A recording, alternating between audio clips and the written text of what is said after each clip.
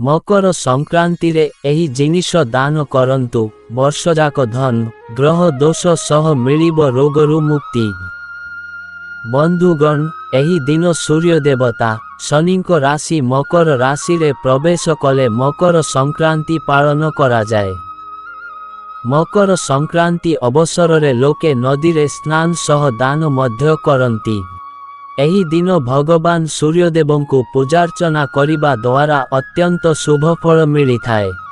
चलित वर्ष मकर संक्रांति अवसर रे टी जिनिष दान करिबा द्वारा सूर्य और शनि को विशेष कृपा प्राप्ति हेबो। जीवन रे थिबा समस्त कष्ट दूर हेबा सह सुख समृद्धि वृद्धि हेबो। वर्षजाक मां लक्ष्मी को कृपा सह धनर अभाव आदौ हेबो नाही।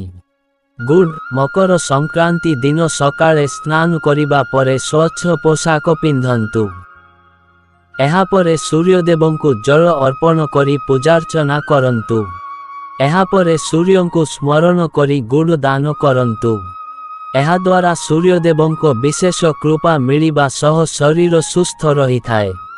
कला राशि गुड़ सह कला राशि मध्य दान करी पारिबे। कला राशि दान करिबा द्वारा शनिदेव शांत सह प्रसन्न होई थांती। शनि देवंको कृपा प्राप्ति होई थाए।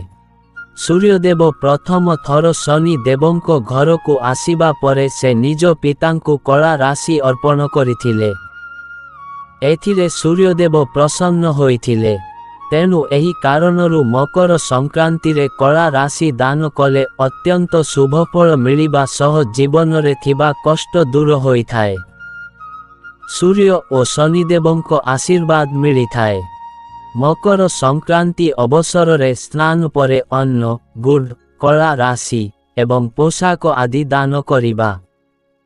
लोके एही दिन खेचेडी बिरी डाली पनीपरिबा दान मध्य करंती। एहा द्वारा जातकरे थिबा ग्रह दोषरु मुक्ति मिली थाए। पूर्व पुरुषंकु स्मरण करी दान कले पूर्व पुरुष मध्य खुशी और संतुष्ट होई थांती।